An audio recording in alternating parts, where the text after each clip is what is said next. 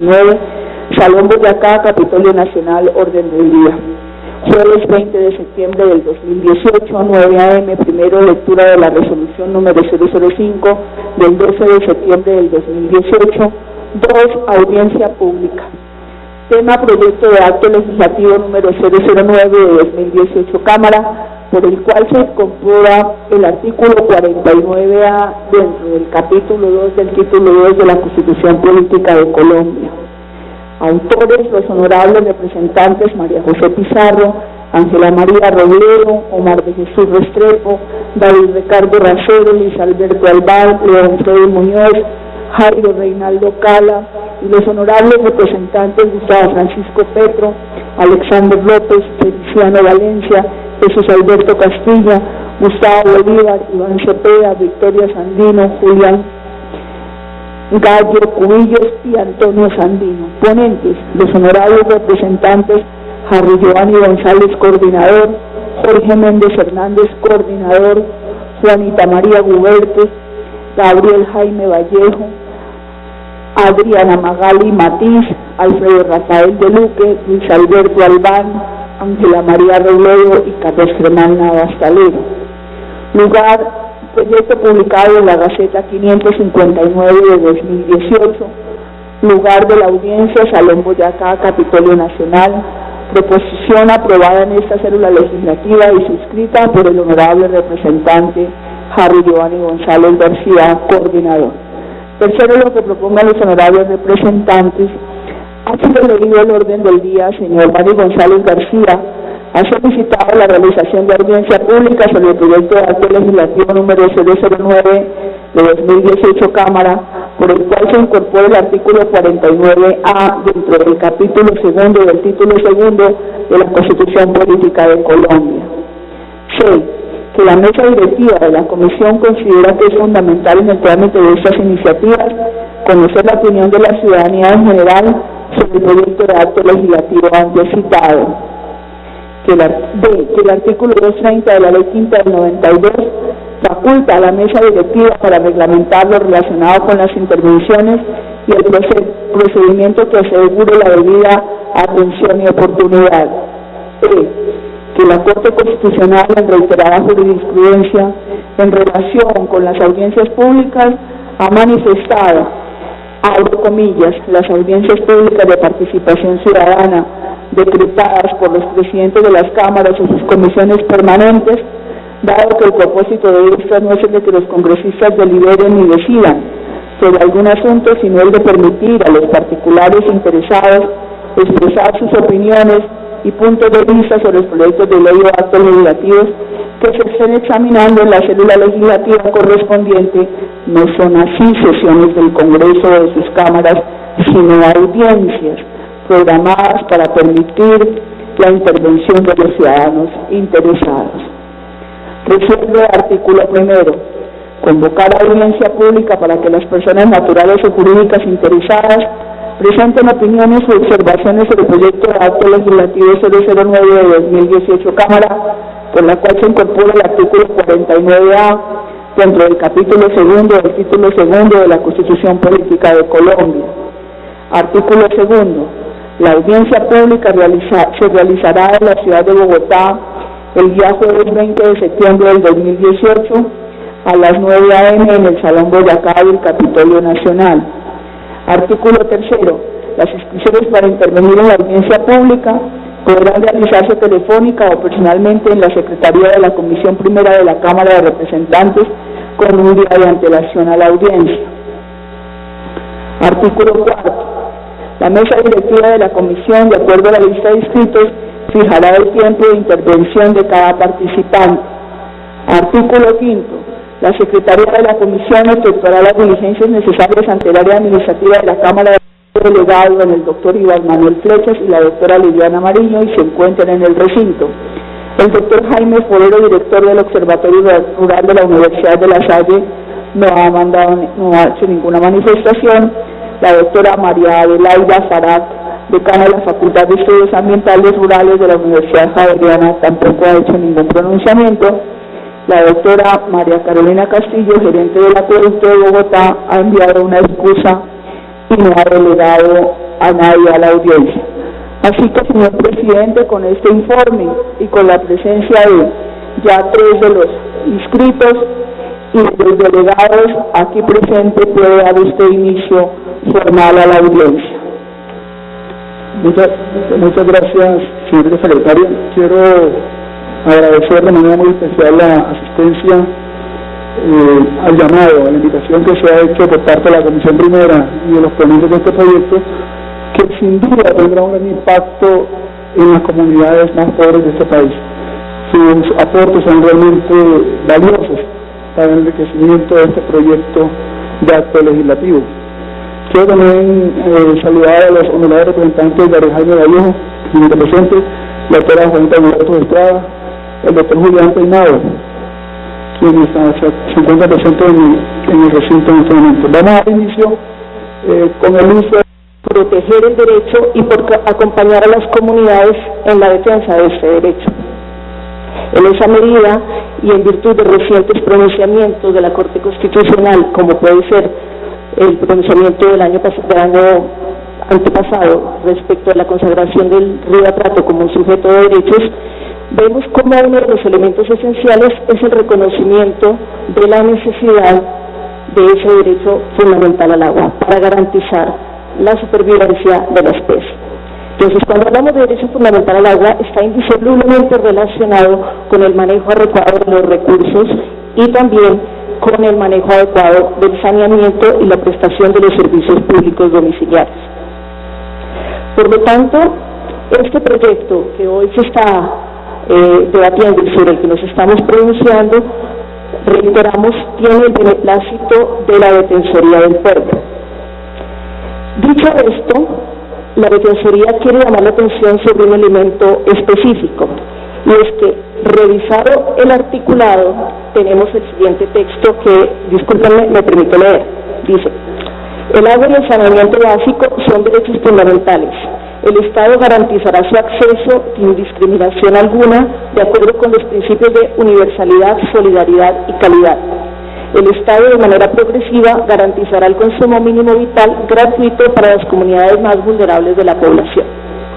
En esa medida, la Defensoría del Pueblo, con todo respeto, sugiere que cuando se habla de los principios de universalidad, solidaridad y calidad, se sustituya la palabra calidad. ¿Por qué pedimos que se sustituya la palabra calidad? Porque la calidad como tal no es un principio para la prestación del derecho fundamental al agua. La calidad es un elemento fundante que haría parte del núcleo esencial de este derecho fundamental al agua.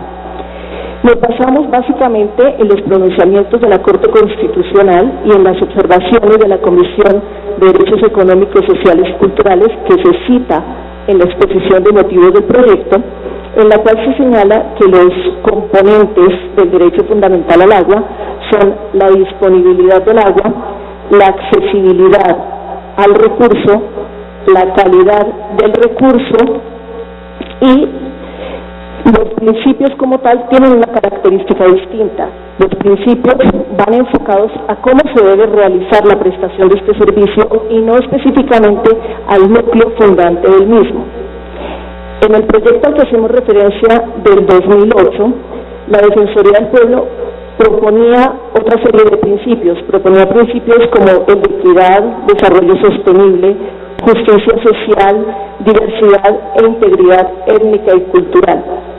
Principios que reiteramos desde el ámbito internacional, y nuestra Corte Constitucional ha señalado con ese carácter, mientras que la calidad se constituye en un elemento del derecho fundamental.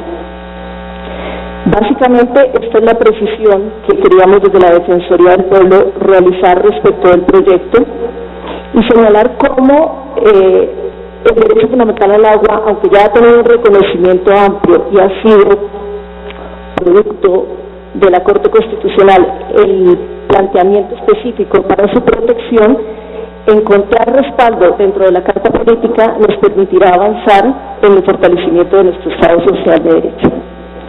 Hemos dejado en el día de hoy en la Secretaría los documentos específicos que durante todos estos años ha producido la Defensoría del Pueblo sobre el derecho fundamental al agua, y un escrito específico resaltando y reiterando los planteamientos presentados el año pasado, cuando se debatió este mismo proyecto con un articulado diferente. Gracias.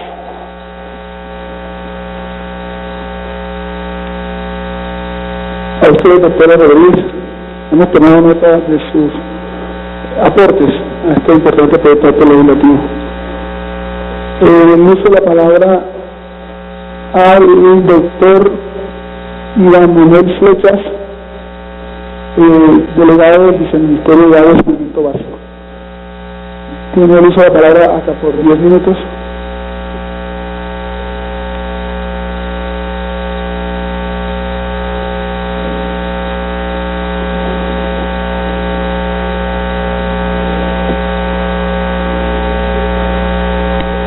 Buenos días, señor presidente, honorables representantes y compañeros de la sesión.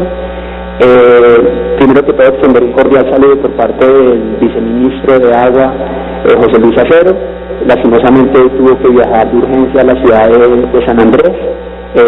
Hoy me delegó para hablar en la sesión, entonces quisiera radicar la delegación y pues intervenir si así ustedes lo permiten. Muchas gracias. Como lo decía la Defensoría del Pueblo, la Corte Constitucional en múltiples ocasiones ha dado conceptos sobre el derecho humano al agua, reconociendo que este derecho es un derecho fundamental para el desarrollo de las comunidades. El Ministerio coincide con el concepto de la Corte, con el concepto que acaba de expresar la Defensoría del Pueblo. Sin embargo, sobre el articulado del acto legislativo tenemos algunas observaciones. Primero, no lo tengo aquí.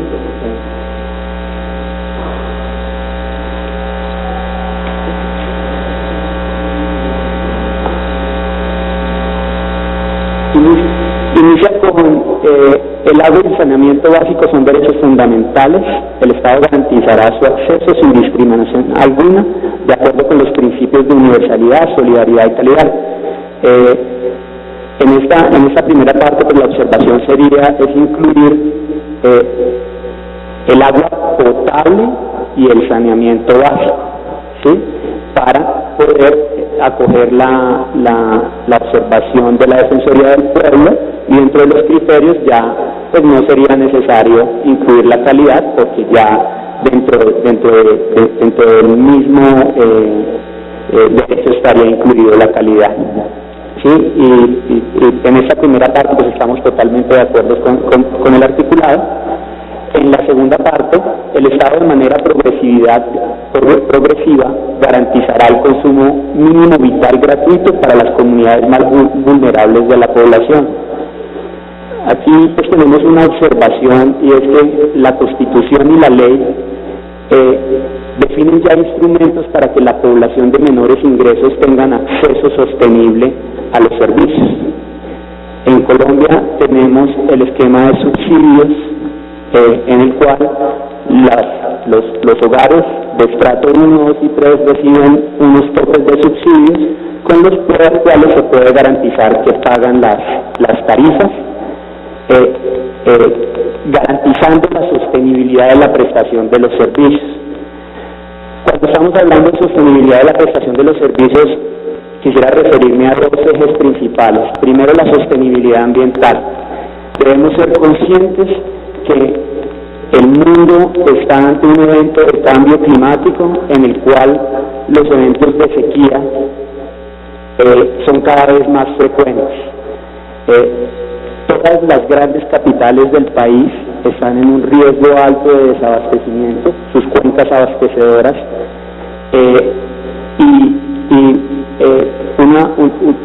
el país históricamente, digamos que antes del 91, los consumos promedio por hogar mes eran alrededor de 25 o 30 metros cúbicos. Esta dinámica ha cambiado, pues, con la señal del precio de la prestación de los servicios, en el cual todas las familias se han acomodado a un nivel de consumo menor. Estas señales de gratuidad, pues, lo que podrían ocasionar es un incremento en los consumos, una afectación en la sostenibilidad del recurso hídrico, dado esos incrementos, y adicionalmente, pues, el agua cada vez es menor, ¿sí? Y si consumimos más, entonces la población que en este momento no tiene acceso, que es la población más vulnerable, pues no tendríamos forma de atender esta población. Entonces la observación sobre este segundo, esta segunda parte del articulado, pues es evaluar si esta gratuidad que se está proponiendo, el derecho humano al agua, como lo dije anteriormente, pues ha sido reconocido y el Ministerio está de acuerdo con esa parte del articulado, pero en el segundo, pues entonces sí, los efectos que podría tener, pues es un impacto en la sostenibilidad de la prestación de los servicios. Muchas gracias. A usted, doctor Juan Manuel. El sonido, por favor. Espera. Ahí lo dejamos radicado. Repite, por favor. Que aquí está el concepto del Ministerio de Vivienda, entonces ya lo dejamos radicado. Ok, muchas gracias, doctor Juan Manuel.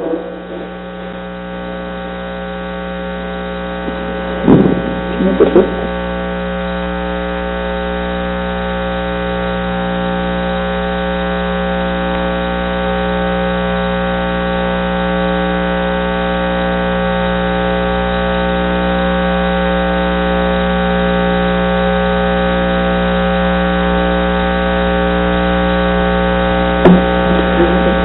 Bueno, procedemos a otorgar el uso de la palabra a los ciudadanos o miembros de entidades que se han inscrito para participar en esta audiencia pública. Hoy iniciamos por la doctora Manuela Mantilla, directora de WaterRate. ¿Está bien dicho? WaterRate. Aquí estoy. Buenos días, mi nombre es Manuela Pinilla. Pinilla. Sí, señor. Es Pinilla. WaterRate. Sí, señor. Buenos días a los honorables representantes y a los asistentes de esta audiencia pública. Bueno, nosotros queremos agradecer inmensamente la invitación que nos han extendido a nosotros. WaterRate, somos una organización sin fines de lucro, somos una federación internacional, estamos presentes en 35 países y tenemos 28 programas nacionales en África, Asia, Oceanía y aquí en América Latina. Aquí en Colombia trabajamos con comunidades indígenas y campesinas en La Guajira y más reciente en el Putumayo, y nos dedicamos exclusivamente a asegurar que todas y todas en todas partes tengan acceso a agua, saneamiento e higiene. En primer lugar, nosotros queremos celebrar la intención de este proyecto de acto legislativo de reconocer el acceso al agua y al saneamiento como derecho fundamental. Para nosotros esto es un mensaje, es una acción de gran importancia que no solo haría explícito lo esencial del agua y el saneamiento para la vida y el desarrollo de las personas y las comunidades, sino que también demostraría un compromiso del Estado colombiano para superar la brecha de inequidad en el acceso a estos servicios vitales y lograr el acceso universal al 2030. Y digo el 2030 porque cabe resaltar que el Gobierno de Colombia ha asumido, mediante la resolución de la Asamblea General de Naciones Unidas del 5 de septiembre de 2015, el compromiso de cumplir los objetivos de desarrollo sostenible.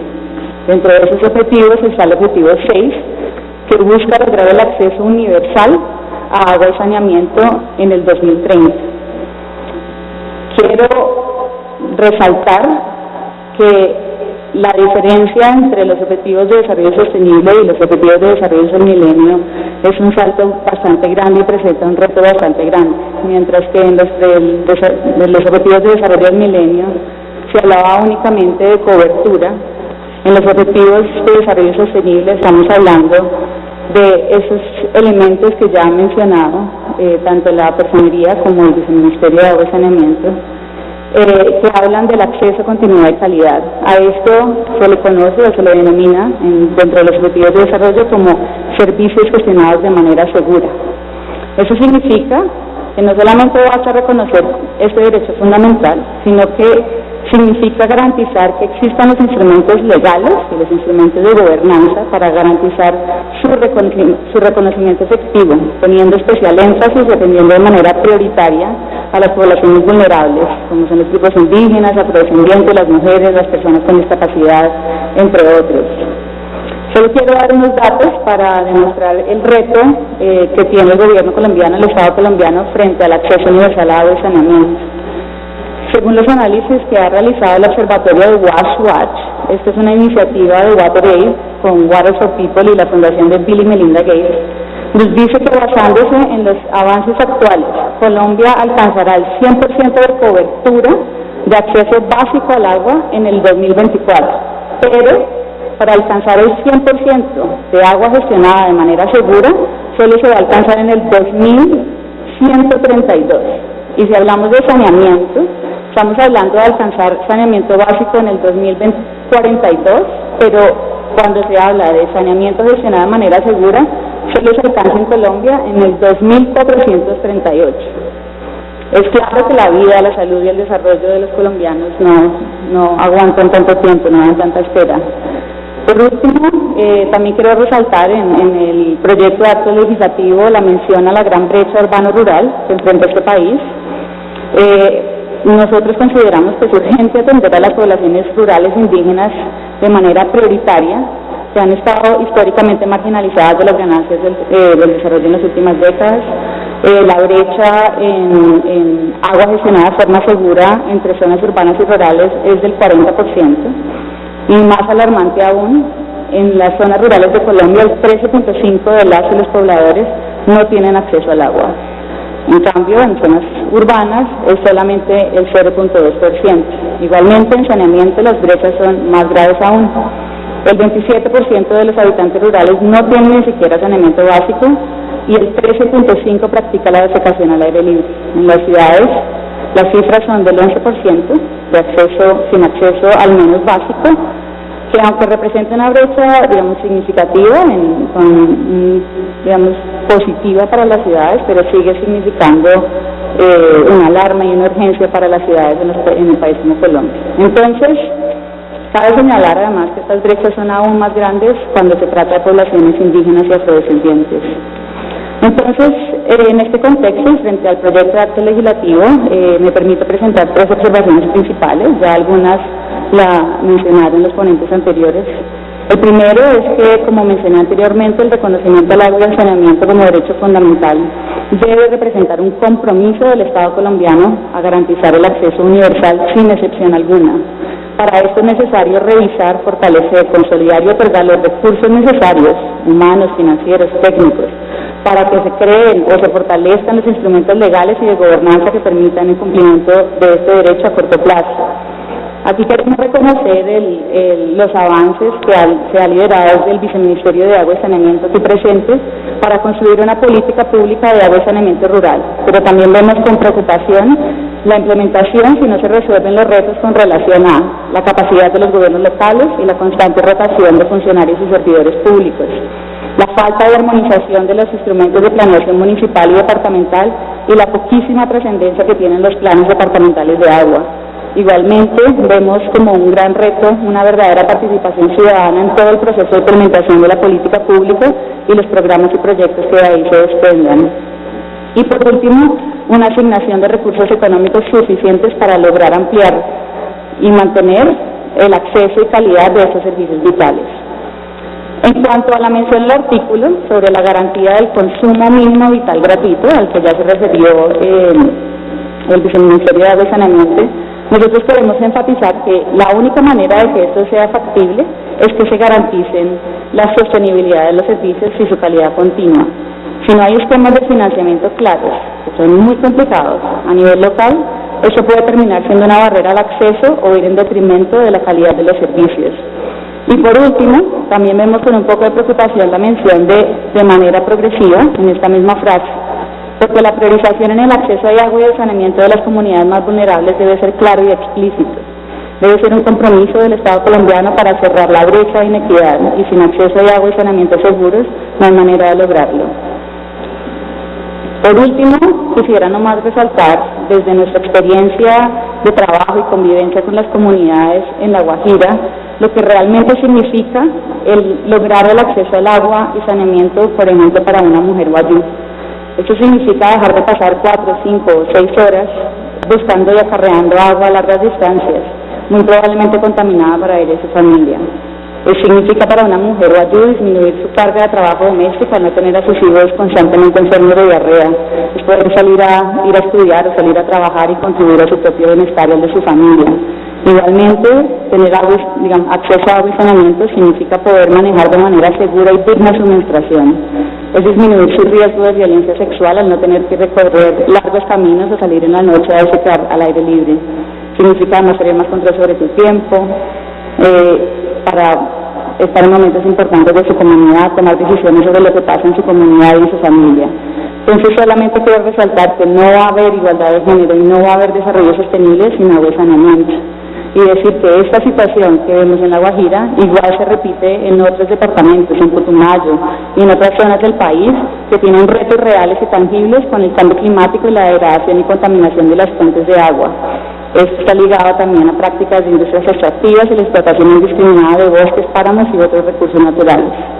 A nombre de Guaterey, una vez más, quiero agradecer inmensamente la invitación. Nuestra organización está comprometida con que todos y todas en Colombia, sin excepción alguna, tengamos acceso al agua, al saneamiento y la higiene.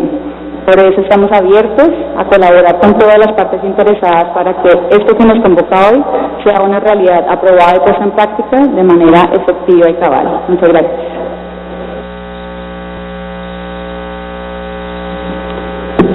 Muchas gracias, doctora Pinilla. Ingreso la palabra ahora a la doctora Marta Alexandra Gutiérrez, delegada de la Red Nacional de Acueductos. No sin antes saludar al doctor David Julio Nova, representante, y al doctor Buenaventura León León, y a la doctora Ariana Magali Matiz Vargas. Bienvenida, doctora. Que no me da visto. Adelante, doctora Marta Alexandra. Ya, buenos días. Pues saludamos a los representantes, al público en general.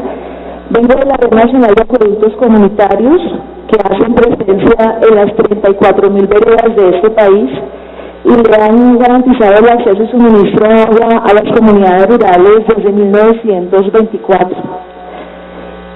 La Red Nacional de Acueductos Comunitarios de Colombia quiere compartir una serie de reflexiones sobre el proyecto de acto legislativo por el cual se incorpora el artículo 49A dentro del capítulo 2 del título 2 de la Constitución Política de Colombia, dada la trascendental importancia política y jurídica de este tema. Primero, la reivindicación del derecho humano al agua para todos y todos los colombianos se ha planteado en diferentes momentos históricos y desde diversas concepciones, utilizando para ella los mecanismos políticos y jurídicos existentes como el referendo por el agua del año 2006 al 2010, la iniciativa normativa local o el lobby en el caso de la adopción de medidas vitales en algunos municipios como Medellín a través del acuerdo del Consejo número 6 de 2011 y el decreto 485 del mismo año en el Distrito Capital. Adicionalmente, un gran número de personas individualmente consideradas han integrado acciones de tutela y populares, obteniendo la garantía de este derecho por parte de los jueces de primera y doble instancia, incluyendo los garantistas y prolíferos pronunciamientos de la Corte Constitucional. El derecho humano al agua es innominado en Colombia por la falta de reconocimiento expreso por parte del legislador, pero su garantía es real y efectiva por la demanda ciudadana y la respuesta brindada por el Poder Judicial en casos particulares y concretos. En tal sentido es necesario ampliar su espectro de protección a toda la población, pero de manera diferenciada y sin ningún tipo de exclusión, incorporando su clara definición y elementos esenciales en la Carta Política. El escenario internacional fue y es crucial para las deliberaciones en torno al significado y contenido del derecho humano al agua. Los tratados, pactos y convenios sobre el derecho humano firmados y ratificados por el Congreso de la República hacen alusión expresa a este derecho en su dimensión individual y colectiva. Por tanto, los criterios expuestos por los organismos internacionales para la adecuada interpretación deben ser acogidos en nuestra legislación. En tal sentido, hacemos referencia expresa a la observación número 15 del Comité de Derechos Económicos, Sociales y Culturales, que define el derecho al agua y sus elementos esenciales. Y en especial queremos retomar el numeral 10 en el contenido normativo. El derecho al agua entraña tanto libertades como derechos. Las libertades son el derecho a mantener el acceso a un suministro de agua necesario para ejercer el derecho al agua y el derecho a no ser objeto de injerencias, como por ejemplo a no sufrir cortes arbitrarios del suministro o a la no contaminación de los recursos hídricos. En cambio, los derechos comprenden el derecho a un sistema de abastecimiento y gestión del agua que ofrezca a la población iguales oportunidades de disfrutar el derecho al agua. Y aquí queremos hacer una alusión especial del redactor del Derecho Humano al Agua, Leo Heller, que en diferentes declaraciones ha manifestado que un elemento constitutivo del derecho humano al agua es el derecho a la autogestión. Cuarto, la Red Nacional de Acueductos Comunitarios reivindica el derecho fundamental al agua como un atributo individual y colectivo, que se garantiza a través del acceso y suministro del agua por medio de la conservación y restauración de las fuentes hídricas y la cogestión y autogestión de sistemas de abastecimiento que ofrezcan a las personas individualmente consideradas y a poblaciones diversas como la campesina, indígena, afrodescendiente y urbano popular una igualdad diferenciada para disfrutar este derecho a más de la garantía de un mínimo vital. Y aquí queremos hacer una reiteración, es que además de la dimensión individual se debe incorporar la dimensión colectiva del derecho al agua, que ha sido reconocida en diferentes pronunciamientos de la Corte Constitucional. De otro lado, la Red Nacional de Acueductos Comunitarios es consciente de la importancia del agua para el desarrollo de otras actividades como las productivas, recreativas y económicas. Sin embargo, considera de vital importancia su destinación o uso prioritario para solventar las necesidades personales, domésticas y salubres. Por ello, la concreción del derecho fundamental en nuestra Constitución no debe incorporar otros usos del agua o las diversas concepciones que sobre ello se han elaborado, como el agua como un bien económico, pues dicha interpretación es antagónica al agua como derecho personalísimo o colectivo, imprescindible e intransferible. Es importante recordar y destacar que el referendo por el agua recogió el apoyo de más de 2 millones de firmas provenientes de todos los rincones del país y recibió el respaldo de varias organizaciones internacionales que aún continúan promoviendo la defensa del agua como derecho humano y bien común. Dicha propuesta planteaba la incorporación del agua en el texto constitucional desde varias miradas. La primera, como principio fundante del Estado. La segunda, incorporar el derecho al acceso y suministro del agua en el capítulo de los derechos fundamentales. Y aquí también queremos reiterar que en el proyecto se habla solamente de acceso y se deja por fuera el tema del suministro, que sí recoge la observación número 15. Para nosotros es muy importante que acceso y suministro queden incorporados en el proyecto.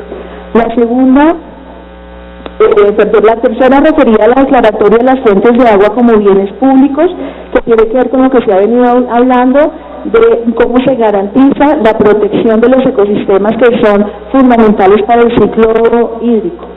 La cuarta está directamente relacionada con la protección de los ecosistemas relacionados al ciclo hídrico. Y el último, se pretendía que la prestación del servicio de acueducto como garantía del derecho quedara en manos exclusivamente estatales o comunitarias. La incorporación del agua en esta dimensión de los derechos humanos, además de incorporar el derecho individual al agua que plantea este proyecto de acto legislativo, tendría que incorporar el derecho colectivo al agua, que es el derecho de las comunidades a proteger las fuentes hídricas para las generaciones presentes y futuras, dimensión colectiva planteada por la Corte Constitucional, y el derecho de las colectividades a autogestionarse el agua, que además de reclamar los elementos del derecho humano al agua, que ya han sido mencionados por mis predecesores, debe contemplar que se le garantice a las comunidades el derecho a sus sistemas técnicos propios y el derecho a su propia gestión.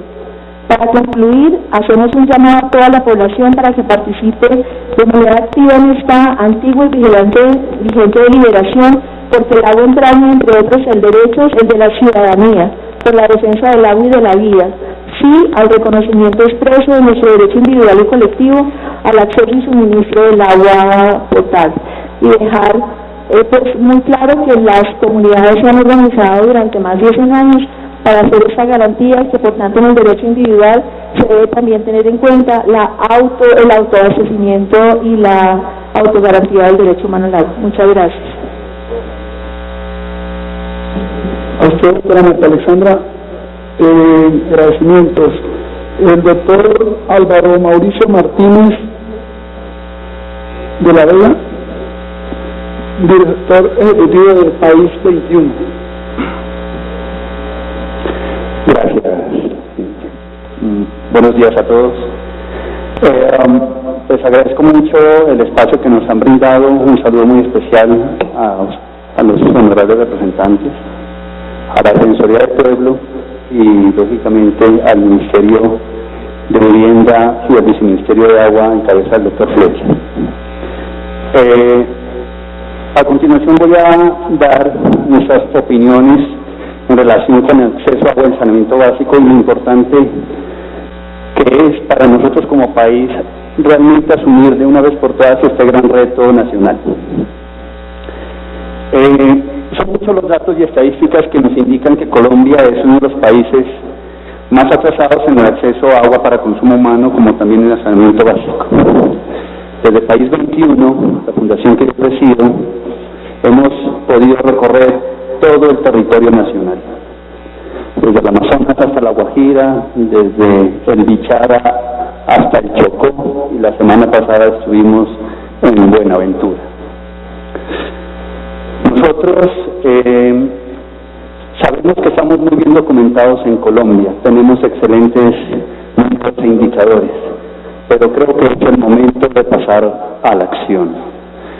Como miembro oficial de la Red de Soluciones para el Desarrollo Sostenible de las Naciones Unidas y miembro consultivo de esta red, que justamente mañana inauguramos el Centro para Latinoamérica de Desarrollo Sostenible, en cabeza de Jeffrey Sachs y el presidente Duque, voy a hacer la siguiente intervención de acuerdo con las consideraciones que me persiguen. 1. País 21 ha observado que el agua no puede seguir siendo simplemente un privilegio. Nosotros sabemos que debe ser una opción libre y espontánea su consumo en todo el territorio nacional. No puede ser posible que de los 48.5 millones de personas en Colombia, cerca de 18 millones no consuman agua pura. El IDEAM lo establece en 17.5 millones. Esto es en verdad preocupante no solo para nuestro país, sino para el mundo. Es por esta razón que las Naciones Unidas y sus Estados miembros, de lo cual Colombia hace parte, colocaron dentro de los Objetivos de Desarrollo Sostenible el ODS número 6, agua limpia y saneamiento. En las obligaciones internacionales se exige a los estados que garanticen a todas las personas el acceso a una cantidad suficiente de agua potable para el uso personal y doméstico, o agua segura, que comprende el consumo, el saneamiento, el lavado de ropa, la preparación de alimentos y la higiene personal y doméstica. También estas exigen que se asegure progresivamente el acceso a diversos servicios de saneamiento adecuados, como elemento fundamental de la dignidad humana y la vida privada, pero también que se proteja la calidad de los suministros y los recursos de agua en cada nación. Teniendo una mirada más integral del impacto relacionado con el acceso a agua para consumo humano y el saneamiento básico, la Organización Mundial de Salud establece justamente la falta de cumplimiento de la ODS número 6. Afecta directamente a los demás ODS. Esto es importante recalcarlo. El no poseer acceso a agua y saneamiento básico afecta a los demás ODS de forma directa, y eso es lo que voy a pasar a exponer. Según la Red de Soluciones para el Desarrollo Sostenible, de la cual soy, como dije, miembro consultivo y miembro oficial, Colombia está en el puesto 74, siendo superados por Ecuador, Perú, Bolivia, Cuba y Costa Rica, entre otros. relación con el ODS número 1, fin de la pobreza. Según nuestro análisis, país de un no podría establecer que una familia en Colombia que no tiene agua pura y saneamiento básico puede tener gastos y costos de 250.000 pesos mensuales.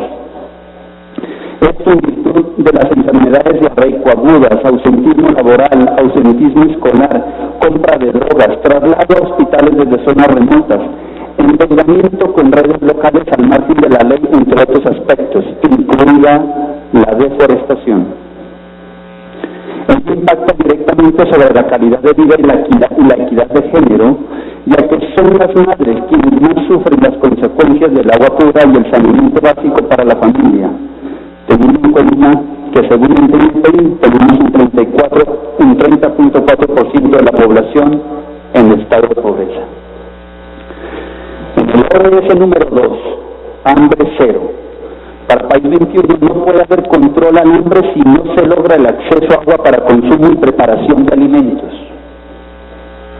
Sobre todo teniendo en cuenta que la seguridad alimentaria de los pueblos nace en el acceso al agua pura y al saneamiento básico.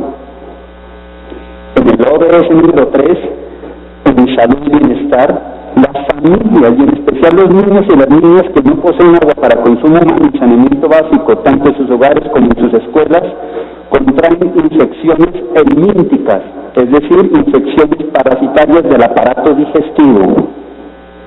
Igualmente, las familias se ven expuestas a la ingesta de bacterias mortales como el E. coli, agroquímicos y metales pesados que son arrastrados por las corrientes superficiales hacia las zonas de consumo de agua en áreas pobladas. El Ministerio de Salud en 2013 concluyó que 13.400 niños mueren por enfermedades diarreico-agudas en Colombia. Es decir, la población de una universidad privada muere cada año en el país. El ODS número 4, educación de calidad, que ha sido el reto nacional. Según la Organización Mundial de la Salud, la falta de agua para consumo humano y el saneamiento básico afectan directamente sobre el aprendizaje, puesto que los niños y las niñas se enferman al consumir agua contaminada, causando enfermedades diarreicas y paludismo, contribuyendo a una desigualdad en las oportunidades de aprendizaje. Igualmente, en el caso de niñas y mujeres, no asisten a los centros educativos cuando ellas tienen su ciclo menstrual. En el ODS número 8, trabajo decente y crecimiento económico. Por favor, pongamos atención a esto. La falta de acceso para consumo humano y saneamiento básico ausente en grandes regiones del país, como por ejemplo en la región costa pacífica y atlántica, donde cerca de 8 millones de personas no consumen agua pura de forma directa, impiden tener procesos productivos, impiden que tengan procesos productivos competitivos de cara a un mundo globalizado, en virtud de un país que ha suscrito tratados de libre comercio con potencias industriales, donde la calidad del agua juega un papel determinante en las leyes de producción. En consecuencia, Colombia no puede ser competitiva, como tampoco pensar en el crecimiento económico a largo plazo sin tener resuelto este gravísimo problema. El ODS número 10, reducción de desigualdades. Como se dijo anteriormente, los colombianos que no poseen agua pura y saneamiento no tendrán la oportunidad de reducir sus desigualdades, ya que el consumo de agua contaminada, las enfermedades causadas por un inadecuado saneamiento básico, incrementan la pobreza y en consecuencia aumentan la desigualdad. Producción y consumo responsable según el ODS número 12. El consumo de una gran proporción de la población mundial sigue siendo insuficiente para satisfacer incluso las necesidades básicas. Al respecto, en Colombia, en el área de las cuencas Magdalena-Cauca, donde viven 17.5 millones de personas, en 110 municipios, la oferta hídrica es baja. Para satisfacer las necesidades de esta población, ya que de los 2.012 kilómetros cúbicos de agua disponible en el territorio nacional, esta oferta hídrica apenas es del 13.5% en esta región. El ODS número 13, acción por el clima. Uno de los factores del cambio climático se encuentra en la deforestación. Colombia deforesta 230.000 hectáreas año, Es decir, que en un periodo presidencial de 4 años se puede concluir que se llegan a deforestar cerca de 1 millón de hectáreas. Una de las formas más accesibles para los habitantes rurales de nuestro país para poder purificar su agua es el uso de leña extraída de bosques naturales. Esto impacta sobre el ODS número 15, vida en la tierra, que invita a detener la deforestación.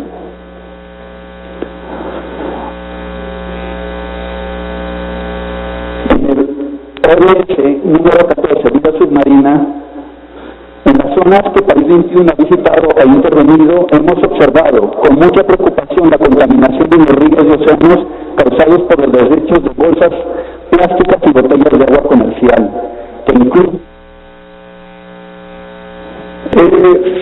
5 minutos más para el doctor, hasta 5 minutos. Okay. En bolsas plásticas y botellas de agua comercial que incluso inundan regiones enteras como La Guajira. No sé si han tenido la oportunidad de ir a uno de los Hawaiis y sus regiones están inundadas de bolsas plásticas y botellas. Los ríos están tanto con agua contaminada como contaminados con bolsas plásticas. Es increíble. Por cada kilómetro cuadrado del océano hay 13.000 trozos de desechos plásticos. Las familias serán obligadas a las zonas cálidas de Colombia a comprar agua en bolsa o en botella para satisfacer sus necesidades hídricas. Por último, el nexo entre el derecho al agua y otros derechos. El acceso a agua potable es una condición previa fundamental al goce de varios otros derechos, como el derecho a la educación, la vivienda, la salud, el trabajo y la protección contra tratos y penas crueles, inhumanos y degradantes.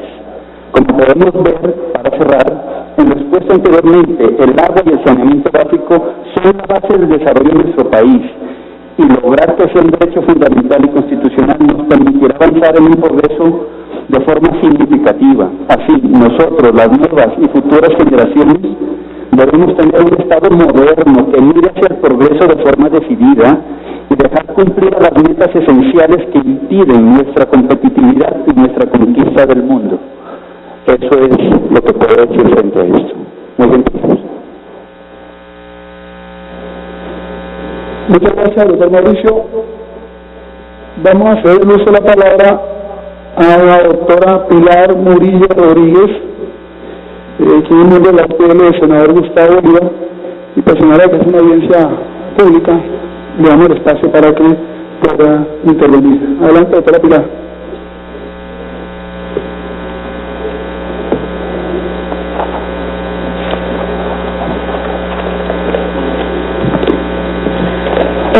Muy buenos días a todos. Mi nombre es Pilar Murillo, hago parte de la UTL del senador Gustavo Bolívar, coautor de este proyecto de acto legislativo. Primero que todo, saludar el espacio, saludar a las organizaciones ambientales y a las instituciones estatales que hacen hoy presencia en este recinto, y saludar la iniciativa de tener esta audiencia para ir aclarando diversas dudas e inquietudes que tenemos respecto a este acto legislativo. Yo solamente quiero referirme en dos sentidos, ¿no? El primero es un poco recoger todas las intervenciones que aquí se han podido escuchar, en el sentido de tener claro que la Corte Constitucional ha podido avanzar mucho en reconocer el agua como un derecho fundamental para las y los colombianos. En ese sentido, creería que no voy a detenerme tanto en este tema como si quisiera hacerlo con el tema del saneamiento básico. Para decirles en concreto que con el tema del saneamiento básico la Corte Constitucional ha podido tener desarrollo en proporciones iguales al tema del agua. Digamos que no es un tema que se haya profundizado lo suficiente, pero que me parece importante mencionar varios aspectos. El primero es que la Corte Constitucional hace o resalta que el saneamiento básico puede llegar a afectar diversos derechos del orden constitucional, derechos humanos como la vivienda digna, la intimidad, la salud, la vida misma y la dignidad humana. En ese sentido, La Corte Constitucional también nos ha dicho que este derecho al saneamiento básico no es un derecho que esté sometido o se tenga que interpretar a alguna de las voluntades políticas que puedan emerger dentro del gobierno. Tercero, también quisiera resaltar que dentro del saneamiento básico como derecho surgen, indica la Corte, unas obligaciones específicas que generan derechos subjetivos para las comunidades. En tercer punto, indicar que Colombia como Estado ha adquirido ciertos compromisos y obligaciones en el marco del derecho internacional, y resaltar solamente que en las últimas resoluciones de la Asamblea General de las Naciones Unidas ha contemplado el saneamiento básico no solamente como un derecho humano, sino como un derecho esencial para el desarrollo y la garantía de todos los derechos humanos, tanto el saneamiento básico como el agua. Esto es de importancia, hay que tenerlo claro porque hay que abordar ese tema. Quisiera no solamente desde la óptica del desarrollo doctrinal y jurisprudencial que nos puede traer la Corte Constitucional, sino también teniendo en cuenta todos estos compromisos y obligaciones que como Estado tenemos en el campo internacional. Para finalizar mi intervención solamente quisiera leer algunos apartes jurisprudenciales muy precisos, muy contundentes sobre el derecho al saneamiento básico como un derecho fundamental. Entonces me permito leer, abro comillas. En consecuencia, la Corte Constitucional y esta sala considera que todas las personas tienen derecho al acceso físico, sin discriminación alguna, a los servicios de saneamiento básico. Continúa la Corte. La sala no es ajena al hecho de que buena parte de las obligaciones mencionadas, es decir, de saneamiento básico, son de carácter prestacional, esto es, requieren rubros presupuestales en ocasiones elevados. Pero frente a ello, la Corte insiste en que el deber de proporcionar acceso físico a un sistema de saneamiento básico adecuado, seguro, higiénico y digno constituye una obligación de derechos fundamentales, una aplicación inmediata en cuanto de él depende la dignidad humana de quienes lo requieren. Yo solamente quisiera dejar hasta ahí, saludar de nuevo la iniciativa, llamarlos a que podamos hacer una gran convergencia y un gran ejercicio de unidad para sacar adelante este proyecto de acto legislativo que ha tenido, digamos, varios intentos de salir a flote en el Congreso de la República y que esperamos que en este periodo pueda tener éxito. Muchas gracias. A usted.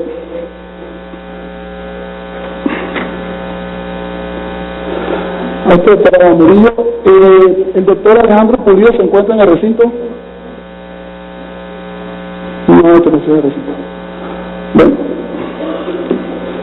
un saludo para el doctor Oscar Leonardo Villamizar, un saludo para el doctor César Lordín, que ha hecho presencia en el recinto.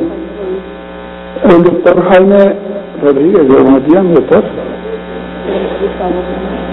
El doctor Gustavo Hernández Tupiñán, muy buenos días, bienvenidos. El doctor Jorge Burgos también.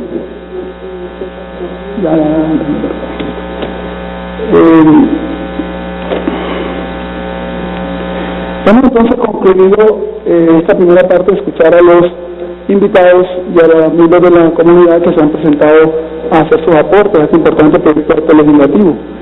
Entonces, concederemos el uso de la palabra a los honorables representantes que se han inscrito para intervenir. Y en su orden está el doctor Buenaventura León, posteriormente la doctora Adriana Magali Matiz Vargas. Qué pena, doctora Magali. El presidente lo decidió así. Gracias, presidente.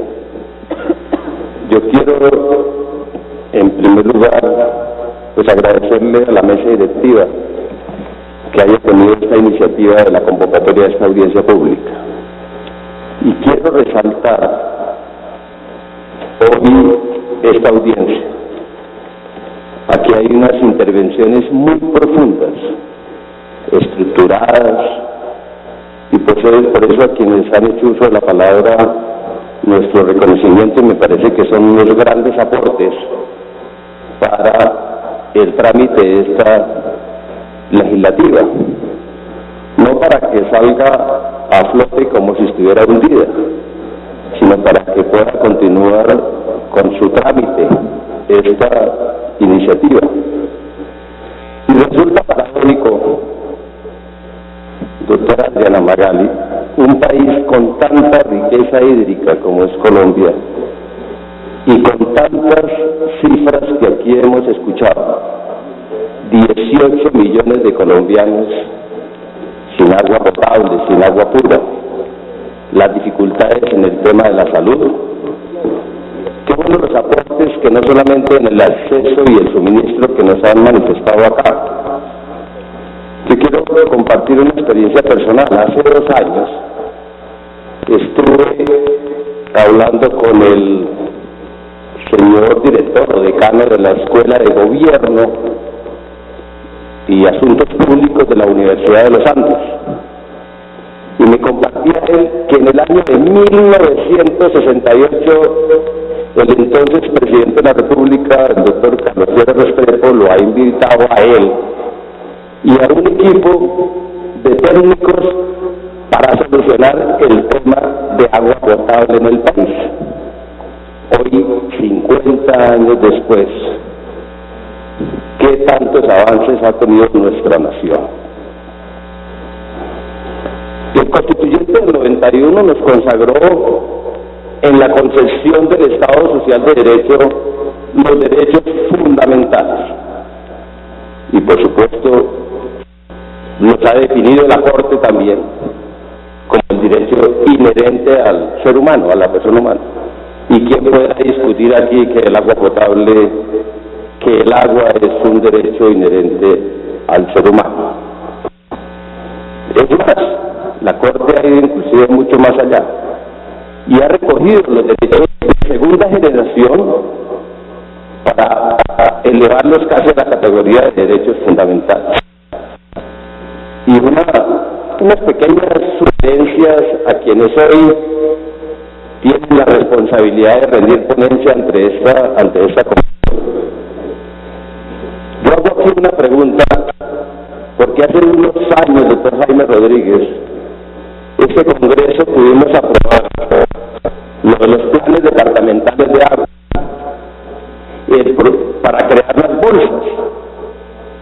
¿El problema acá es de plata o el problema acá es de estructuración de proyectos, o de ambos? Una pequeña referencia de pronto para la ponente y aquí nuestra vocera.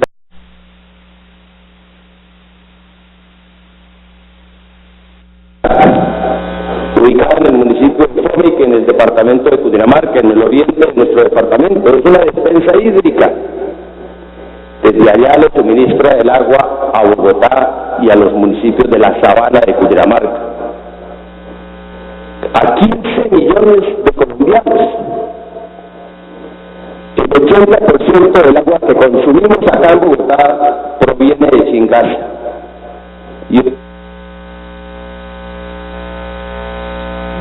Un minuto más para el doctor Buenaventura León. Voy a tocar consentir más a los de la cabina. Y uno se puede preguntar, ¿qué hacemos como Congreso, qué hacemos como Estado, qué hacemos como país a las regiones productoras de agua? ¿Cuáles son las regalías que reciben esas regiones? Hoy reitero que el 80% del agua que consumimos en Bogotá proviene de Chingaza, en el municipio ubicado en el municipio de Fomic. Y las regiones no reciben, doctora Adriana, absolutamente nada, ninguna regalía, ni siquiera otros municipios, ni sus alrededores, ni su sector rural, como lo han mencionado acá, con una brecha frente al sector urbano de más del 40%, reciben la posibilidad de tener agua potable. Entonces nuestras regiones fronteras de agua le brindan agua potable a las ciudades, pero nosotros como país no le ofrecemos ninguna compensación, ninguna regalía. Y qué bueno que si no lo puede contener el articulado, por lo menos en la ponencia pudiéramos dejar unas líneas que le permitan a este Congreso recibir un mandato para poder coger esa ruta y poder hacer justicia social con las regiones productoras de agua. Gracias, presidente. Usted me toca la altura. En el uso de la palabra, la doctora Adriana Magali Matiz Vargas. Gracias, presidente. Primero, hacer un reconocimiento y un agradecimiento muy especial a todas las personas de las organizaciones, diferentes organizaciones que vinieron a esta audiencia muy importante para nosotros poder, sin duda alguna, nutrir el debate que se va a dar en torno a este tema. Yo creo que aquí no es objeto de discusión por nadie que el agua sea reconocido como un derecho fundamental, eso lo tenemos absolutamente claro, ha sido reconocido por la Corte Constitucional en muchas sentencias ya el agua como un derecho fundamental, sentencia T418 del 2010, en la sentencia T118 del año 2018. Yo le agregaría simplemente, y eso lo haremos cuando estemos trabajando en la ponencia, que el acceso debe prestarse en cumplimiento de unos mínimos que también lo estableció la Corte Constitucional en la sentencia C118 del año 2018, y lo decía ahorita aquí la delegada de los acueductos comunitarios, y con unos mínimos de disponibilidad, de accesibilidad y de calidad. Eso tenemos que incluirlo en el articulado del proyecto, pero tengo una preocupación muy grande por el parágrafo segundo del artículo, y sobre ese aspecto quiero hacer algunas preguntas muy puntuales. ¿Cuál es el mínimo, y que algunos de los asistentes o de las personas que nos acompañan de las diferentes organizaciones nos pudieran ayudar con ese tema, porque para eso son esas audiencias? ¿Cuál es el mínimo vital de agua que requiere una persona? Nosotros nos acogemos a lo que ha establecido la Organización Mundial de la Salud, que son los 50 litros de agua al día, y si nos acogemos a ese criterio, ¿qué costos tendría o qué impacto tendría en el presupuesto general de la nación y de las entidades territoriales la obligación de garantizar ese consumo mínimo vital gratuito para las comunidades más vulnerables de la población? Es muy importante conocer cuál es el impacto fiscal que se va a tener para poder debatir el proyecto. Y yo hago esta pregunta porque me pongo en el lugar de los acueductos comunitarios. Todos aquí sabemos la situación de los acueductos comunitarios, y que en muchos de los acueductos, aquí lo dijo la delegada, no se presta el servicio con agua potable. Muchos de los acueductos, por lo menos en mi departamento, en mi ciudad, en Ibagué, estos acueductos prestan el servicio de agua con coliformes dentro del servicio que se presta. Entonces, no me imagino yo cómo van a hacer esas directivas que manejan los acueductos comunitarios para poder prestar el servicio, o si ese costo lo va a asumir directamente el municipio, que no tiene los recursos suficientes para hacerlo, y también lo sabemos. Entonces, ¿cuál va a ser ese impacto fiscal que va a tener la gratuidad del servicio como se establece en el proyecto? Y también quisiera saber cómo se materializaría la progresividad de la garantía del consumo mínimo vital para las comunidades más vulnerables de la población. Es importante que podamos tener una claridad sobre este aspecto, especialmente teniendo en cuenta sectores donde resulta casi imposible, bien sea por los costos o bien sea por la ubicación geográfica, la construcción de un sistema de saneamiento básico. Entonces, si quisiera que alguna de las personas que vienen en nombre de las organizaciones me ayudaran con estas preguntas, que son unas inquietudes latentes que tengo. Muchas gracias, presidente. A usted, doctora Adriana, le agradecemos a los invitados y miembros de la comunidad que han participado, que tomen nota de las inquietudes que han expresado los honorables representantes. Tiene la palabra el doctor Julián Peinado Ramírez. Muchas gracias, señor presidente, y un saludo especial para usted, la mesa directiva, los compañeros, ciudadanos, aquellos que pertenecen a diferentes organizaciones que han discutido el tema con bastante propiedad. Yo tengo una duda precisamente en la función, en lo que se refiere a las audiencias públicas, que la doctora Juanita no ha insistido mucho. Es un tema para el fortalecimiento de la información que nos entregan en este recinto, y es frente a la propuesta que se deriva de este artículo en temas de saneamiento básico. Yo no soy ingeniero civil, no soy ingeniero ambiental, mi formación es de abogado. Y como abogado he entendido que se crean diferentes cascarones, por así decirlo, para llenarlos de contenido. ¿A quién estamos apuntando con este proyecto frente a los temas de saneamiento básico?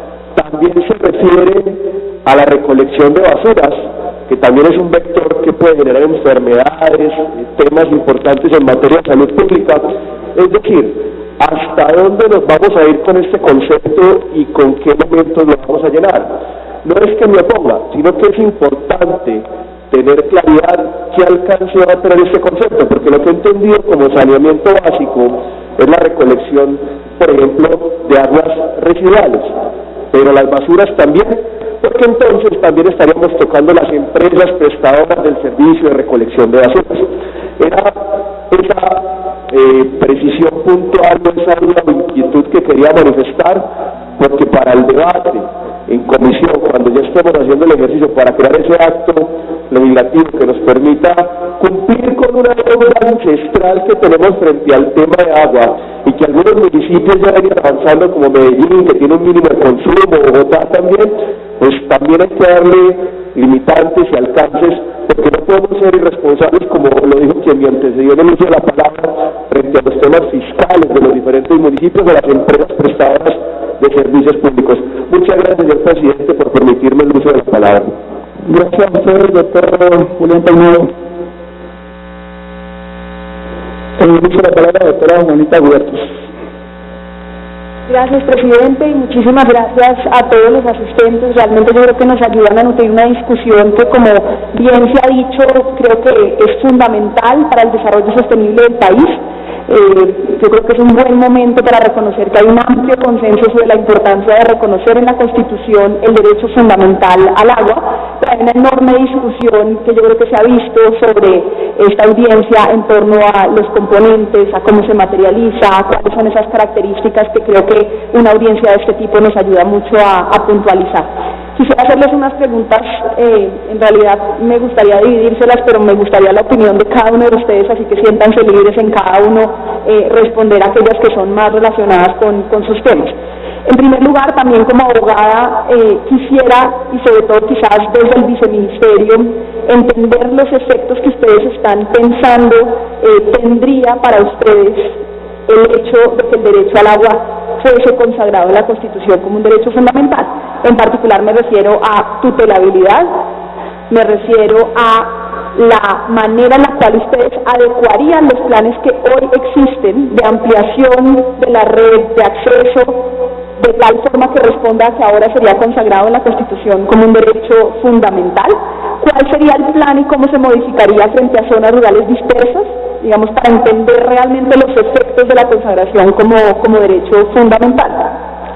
Lo segundo, y creo que la representante de la red de acueductos comunitarios tocaba en ese punto y querría puntualizar, el texto que nos han propuesto los autores es un texto amplio que habla del derecho al agua en general, no el derecho al agua para consumo humano en particular. Y yo, insisto, yo tampoco soy experta en el tema, pero quisiera entender si queremos hacer una diferenciación en el derecho fundamental, es decir, si cualquier productor que necesita agua para su productor agrícola tendría el mismo derecho, no ya para efectos del segundo párrafo, que es la discusión sobre la gratuidad o no, sino para que pueda acceder al agua como derecho fundamental.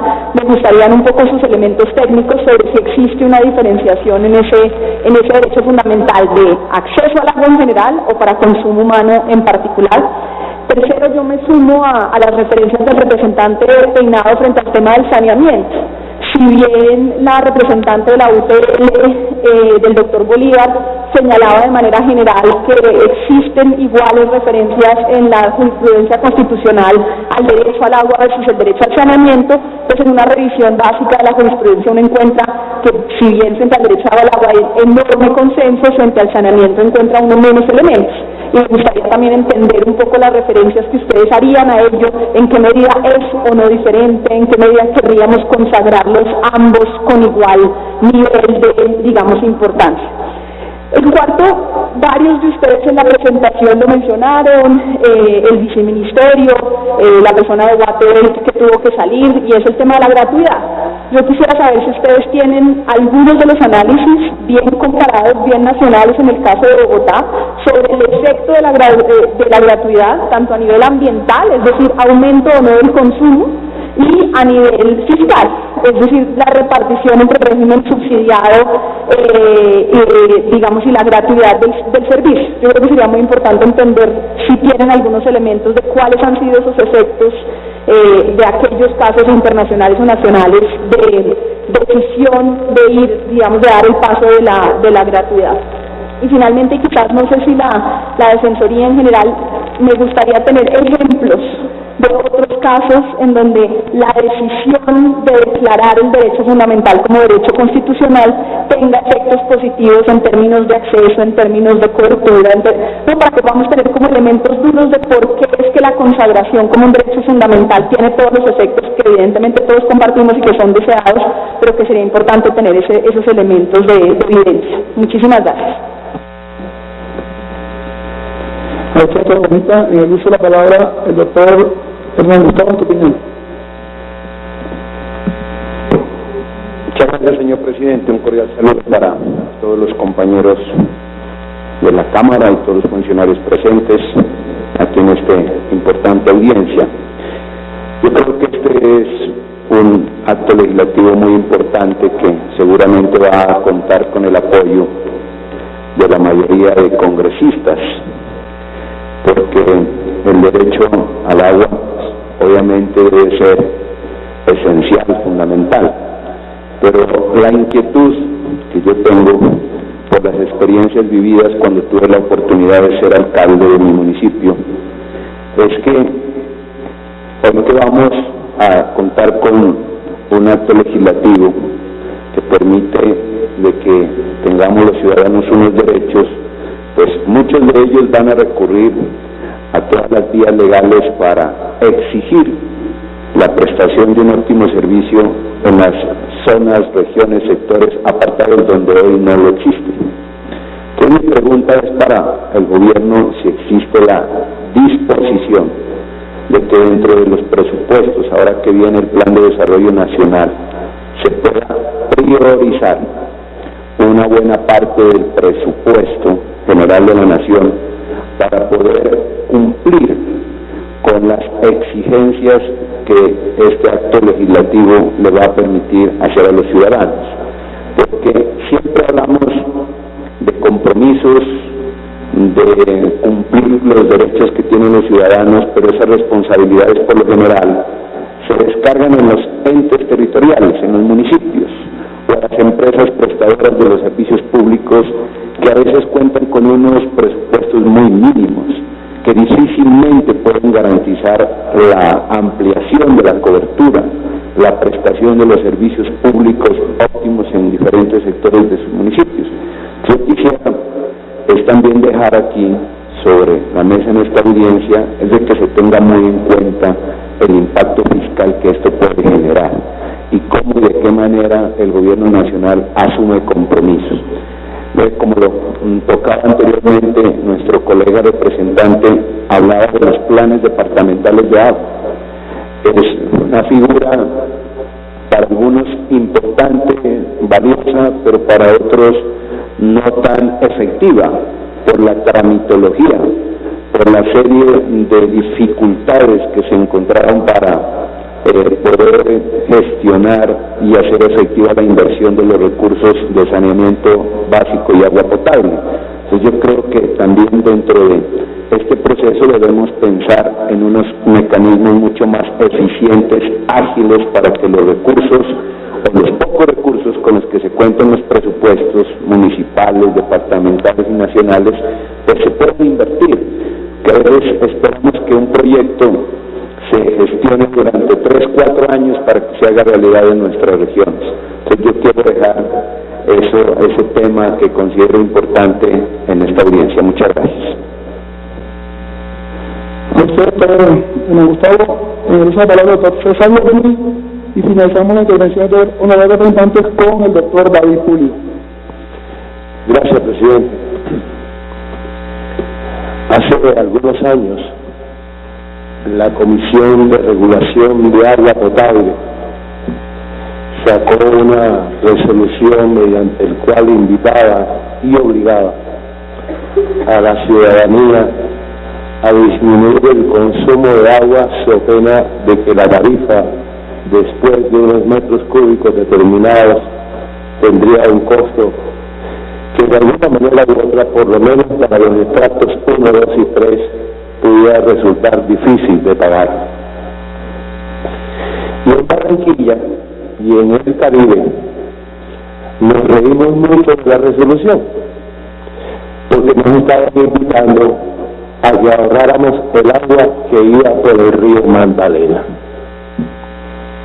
En esa época yo era columnista del periódico del Heraldo y escribí una columna que se llama Agua que no has de tomar, no la dejes correr.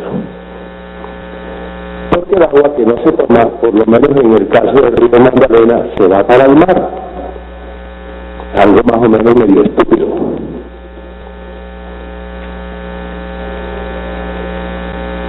Luego, alguna vez en el ejercicio profesional, me encontré con los pescadores de Pasacaballo en Cartagena y los corregimientos cercanos a Pasacaballo en la bahía. Y ellos no sabían qué hacer porque EDICA, INDERENA, etcétera, incluyendo el Ministerio de Agricultura, hace muchísimos años había prohibido la pesca en la bahía de Cartagena y habían establecido unas coordenadas de tal manera que la pesca también incluía una gran parte del canal del dique. Y eso lo recuerdo ahora con la intervención de la doctora Juanita. ¿Cuál agua? ¿La del consumo humano o la de los pescadores? ¿Cuál agua? Y eso es supremamente importante definirlo. Pero además definirlo en relación a que no en todas partes hay escasez de agua, porque obviamente el agua del río Magdalena hay que protegerla, pero yo dudo mucho que por estos siglos ese río Magdalena se vaya a acabar. Algunos han intentado acabarlo y otros se oponen a que sea navegable. Me parece súper importante que, entre otras, este derecho esté asociado a términos de costo, porque no tendría ninguna razón de que fuera un derecho fundamental si no estuviera asociado a que las personas de escasos recursos ejercieran ese derecho fundamental para que ese servicio lo pudieran adquirir a precios accesibles. Dejo esto simplemente como un comentario en el ambiente para enriquecer el debate que seguramente tendremos oportunidad de darlo cuando la etapa legislativa nos invite a hacerlo. Muchas gracias, señor presidente. A usted, honorable doctor Luis, en el uso de la palabra doctor David Pulido, y le pido a los invitados o intervinientes que tengan a bien resolver las inquietudes que han expresado los honorables representantes, levanten la mano una vez finalice el doctor Pulido su intervención.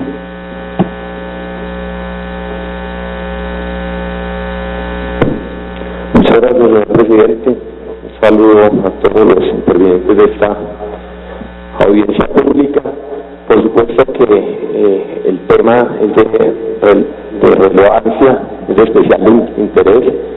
Creo yo que en el fondo pues no hay mayores contradicciones o oposiciones respecto de que el agua pueda llegar a ser tenido como un derecho fundamental, pero sí, obviamente, a partir de lo que sería la incorporación en el ordenamiento jurídico constitucional de nuestro país y entregándole esa categoría de derecho, habría que mirar también, pues, obviamente, cómo contener o generar las contingencias respecto del ejercicio y la protección de este derecho, si llegara, obviamente, a ser parte ya de la Carta Política.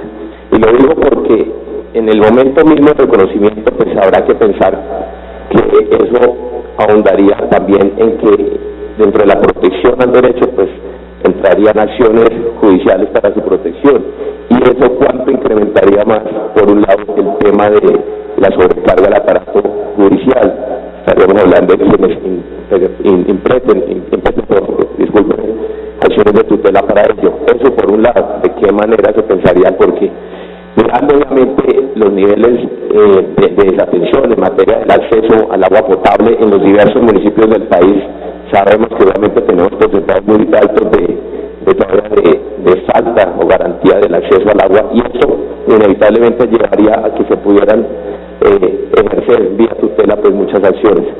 Esto por un lado. Por el otro, en lo que tocaba tal vez ya dos representantes que me anteceden, en donde en la distinción de si es agua potable o el derecho al agua, pero desde el punto de vista del saneamiento, como también o aclarar una contradicción, y a mí me resalta la duda, por lo menos en una de las notas que aparece aquí en la explicación de la exposición de motivos del proyecto, cuando hace referencia a unas apartes de los documentos de Naciones Unidas respecto de las obligaciones que le generan a los estados con respecto a la protección de este derecho, y en donde en una de las tres obligaciones que impone, cómo esto luego no nos llevaría a generar una contradicción interna en la protección de ese derecho, cuando manifiesta, por ejemplo, que los estados deben abstenerse de obstaculizar el goce del derecho al agua, y igualmente abstenerse o no impedir la contaminación de las fuentes hídricas. Y eso pues lo digo yo porque de manera personal me genera alguna duda de cómo eso luego no son un obstáculo para el ejercicio del derecho. Sabemos que muchas fuentes sirven para captar obviamente y surtir los acueductos, pero al mismo tiempo las mismas fuentes terminan siendo también los dispositores finales de las aguas servidas. Entonces, ¿cómo esto luego no nos genere un choque en el mismo ejercicio, en la misma protección y aplicación del derecho? Habrá que mirar cómo se diferencia. Ahí retomo las palabras que la representante Juanita pues acaba de manifestar, y lo mismo en relación a lo que está haciendo el doctor Gorduy. Finalmente, mirar cómo, y dejo aquí pues esto como para que se revisen, hace 4 o 5 meses salió una sentencia de la Corte Suprema de Justicia donde le reconoció derechos a la Amazonía colombiana, la puso como sujeta de derechos, y en algunas partes habla de derechos fundamentales, impuso obligaciones a la nación, a los departamentos de la región amazónica y a los entes, a los municipios de la región amazónica, y dentro de esas obligaciones que establece esa sentencia, trataré de dejar aquí la referencia para quien quiera, es la sentencia de la Corte Suprema de Justicia, sentencia STC 4360 del 2018, en donde establece una serie de obligaciones, el tema de la protección ambiental y los derechos que tiene la Amazonía. Digo esto porque, por ejemplo, en el municipio de San José del Guaviare, mi departamento, la parte donde se capta el agua potable para el acueducto de San José, hace al mismo tiempo ya parte de una zona de área protegida, la serranía de la Lindosa, puntualmente de la serranía de la Lindosa y de los cerros especiales de un sector que ya conocemos como Corregimiento del Capricho, en donde siendo una estrella fluvial, donde nacen todas las vertientes que toman tanto para la vertiente de la Orinoquia al río Guaviare como para la Amazónica a través de Piernilla, pues también se están viendo amenazadas esas captaciones de fuentes hídricas. San José dispone de una estrella fluvial, dispone de unas dispone de unas fuentes generadoras de agua, y aún así San José, que es un municipio, por lo menos en su zona urbana, que no tiene más de 70.000 habitantes, pues existen varios sectores en donde no hay acceso al agua potable, y quiero decir pues obviamente el tema del saneamiento básico. Mirando el tema de lo que eso incide en el tema de mortalidad infantil, en el tema de otras enfermedades derivadas de la falta de acceso al saneamiento y al agua potable, pues obviamente que resulta también, como lo digo, contradictorio. Entonces, luego esas constancias, ojalá que la sentencia pueda ser tenida en cuenta también para efectos de un estudio profundo, y sobre todo porque también a la nación le generó responsabilidades y obligaciones en términos de tiempo para cumplirlas. Muchas gracias, señor presidente. A usted, doctor Pulido. Entonces, cedo la palabra a la doctora Sandra Lucía Rodríguez. para que resuelva los interrogantes que se han planteado en la mañana de hoy. Gracias, honorable representante. En respuesta a las preguntas que se han presentado, la Defensoría, pues vamos a hacer unos planteamientos muy específicos sobre mínimo vital, sobre accesibilidad económica, sobre el concepto de progresividad y sobre el encadenamiento de derechos o la interdependencia de derechos con el ánimo de contribuir al debate. Respecto a lo primero, el mínimo vital. ¿Qué entendemos por mínimo vital? El mínimo vital, de acuerdo con los pronunciamientos de la Corte Constitucional, pues va asociado a la subsistencia del ser humano. Y aquí queremos recordar cómo este no es un concepto aislado y que no tenga antecedentes dentro de nuestra legislación. Desde el decreto 2811 de 1974, que es el Código de Recursos Naturales Renovables, cuando se estructura cómo se accede a los recursos naturales renovables, se plantea una diferencia entre el consumo humano y el consumo del recurso agua para satisfacción de otro tipo de necesidades, como puede ser el riego o algún tipo de actividad productiva. En esa medida, en el Código de Recursos Naturales queda expresamente determinado que cuando se trata del consumo humano, se tiene derecho a acceder al recurso sin tener que contar con la autorización específica de la autoridad ambiental competente, llámese en caso concreto concesión de aguas.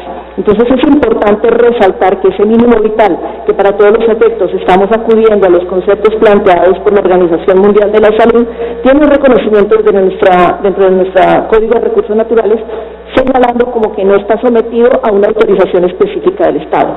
Cosa distinta cuando estamos hablando del riego o estamos hablando de una actividad productiva que sí está sometida, independiente del volumen de la misma, a una autorización estatal. En segundo lugar, respecto a los de ese derecho fundamental al agua, de acuerdo con la Corte Constitucional, nos habla de la accesibilidad, y esa accesibilidad tiene diferentes matices o diferentes dimensiones.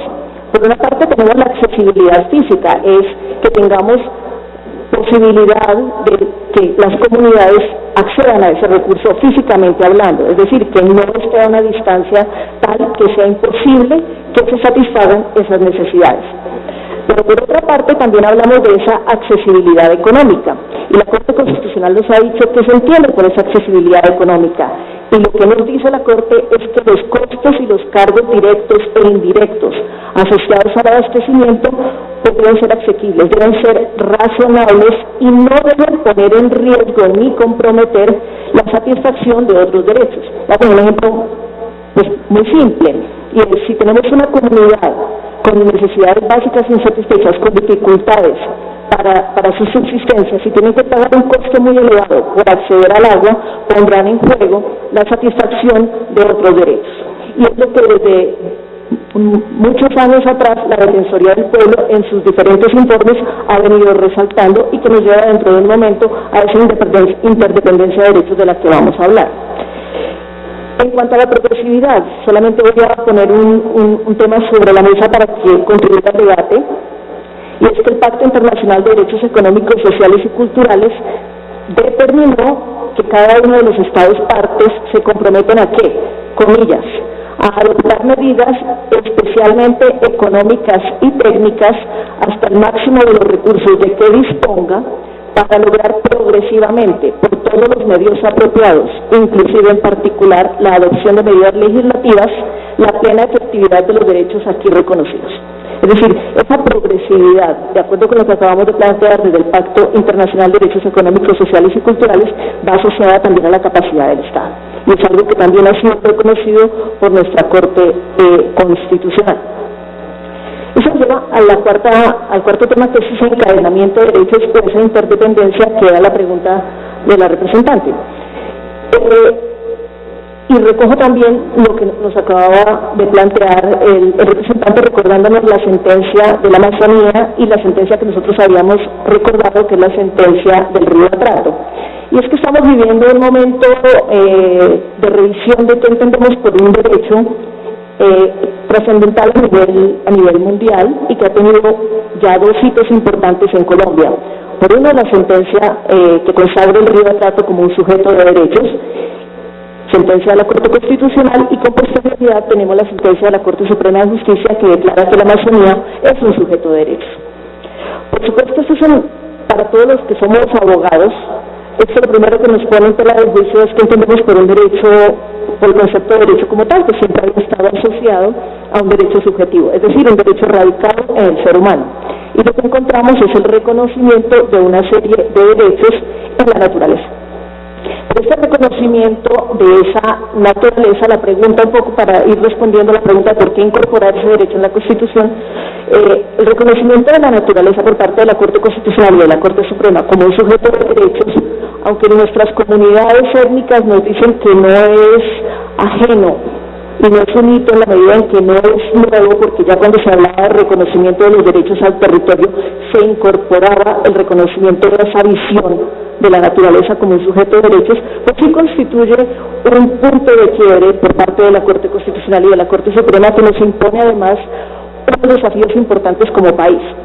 Cuando hablamos de cómo alcanzar la protección del río Atrato, más allá de las discusiones jurídicas de si debe tener un representante en cabeza del cuerpo de guardianes del río, o si la Amazonas también tendrá que tener un representante para que pueda abogar por ellos, más allá de esa discusión de técnica esencialmente jurídica, pues lo que nosotros encontramos es una serie de obligaciones, en el caso del río Atrato, para la protección de ese ecosistema. Estamos hablando también del agua, estamos hablando del río, y nos incorpora una serie de obligaciones de mantenimiento, restauración, protección, para garantizar la subsistencia de ese ecosistema. Eso nos lleva a lo que se está planteando, y es que cuando hablamos del derecho al agua y cuando hablamos de esta serie de reconocimientos modernos en cabeza de la naturaleza, tenemos sobre la mesa numerosos derechos involucrados. Y esto nos lleva también a la pregunta que se estaba haciendo de qué pasa con el saneamiento y su relación con el derecho fundamental al agua. Y es que lo que nosotros encontramos como Defensoría cuando estamos acompañando a las comunidades es la interacción de todos los derechos. Se ponen en juego y lo que encontramos son el derecho fundamental al agua, el reconocimiento constitucional vinculado con otros derechos como el derecho a la seguridad alimentaria, como el derecho al ambiente sano, como el derecho al equilibrio ecológico, y encontramos el saneamiento público como servicio público a cargo del Estado, saneamiento básico, perdón, como servicio público a cargo del Estado involucrado en casos concretos. ¿A qué nos lleva? Casos como las afectaciones ambientales que tenemos en la Ciénaga Grande de Santa Marta, afectaciones ambientales no solamente por el mal manejo del ecosistema, sino también por deficiencias en ese saneamiento básico que va a generar un mal manejo de residuos sólidos, un mal manejo. Por favor, para la doctora Rodríguez. Ese mal manejo nos lleva necesariamente a la vulneración también del derecho fundamental al agua. Porque lo que tenemos es una contaminación de ecosistemas, contaminación de cuerpos hídricos, mal manejo o mal desarrollo de este saneamiento básico que tiene una afectación de derechos. Entonces, en la práctica tenemos una interdependencia de derechos, un encadenamiento de los mismos, que es otro término que se ha utilizado, que genera que la vulneración de uno nos va a acarrear la vulneración de numerosos derechos. ¿Qué ventaja tiene que tengamos el reconocimiento de un derecho fundamental al agua? Que en el caso concreto, la discusión respecto de si tenemos conexidad o no con el derecho a la salud o el derecho a la vida no tendrá lugar. Y en el momento que tengamos que hacer una ponderación de derechos para saber cuál de todos prima, el que se tenga desde la Carta Política un reconocimiento va a garantizar la labor del intérprete y va a garantizar la labor, por supuesto, de la Corte Constitucional y de los mecanismos judiciales que estén involucrados. Eso es lo que nosotros estamos viendo en terreno en nuestra labor diaria, es vulnerabilidad de las comunidades en forma muy alta. Lo que estamos viendo con la declaración de cosas inconstitucional en La Guajira es que los niños están muriendo por desnutrición, pero esa desnutrición está causada fundamentalmente porque no tienen acceso al agua potable. Entonces tenemos un derecho a la salud, un derecho a la seguridad alimentaria y un derecho fundamental al agua potable involucrados en un mismo caso concreto. Esa es la realidad del día a día de las comunidades colombianas. Gracias. El doctor Álvaro Mauricio Martínez.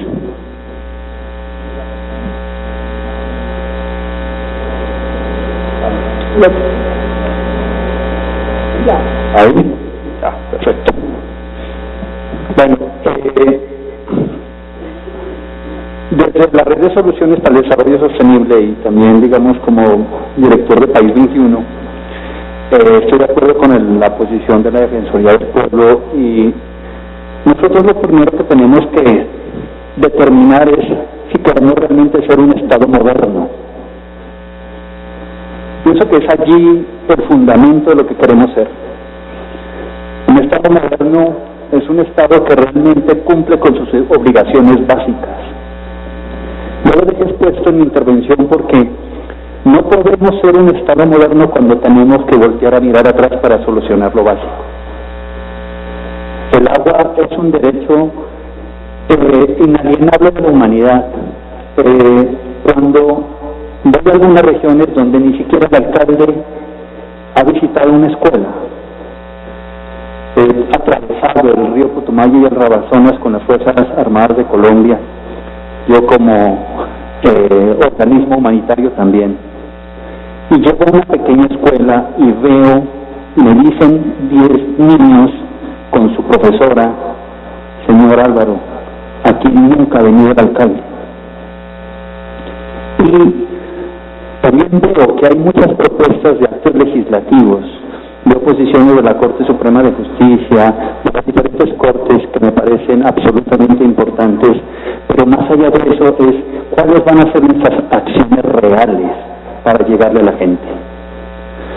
Porque si no, nos vamos a seguir discutiendo y discutiendo durante mucho tiempo. A mí me parece algo importante, y en eso quiero, pues, tengo entendido, y si no, pues pecaré por omisión, pero sé que el Ministerio de Vivienda y el doctor Flechas pues han avanzado mucho en esquemas diferenciales. Es un gran paso. Yo los felicito, en verdad, porque según los datos que tiene realmente la comunidad, y nosotros como entidad consultiva de la Red de Soluciones de Naciones Unidas, sabemos que solamente en la periferia, ni siquiera en la zona urbana, en la zona rural, sino en la zona periurbana del municipio de Medellín, colocar un punto de agua llega a costar 63 millones de pesos. En otras regiones, nuestros cálculos han dado que vale colocarle un punto de agua a una familia 500 millones de pesos.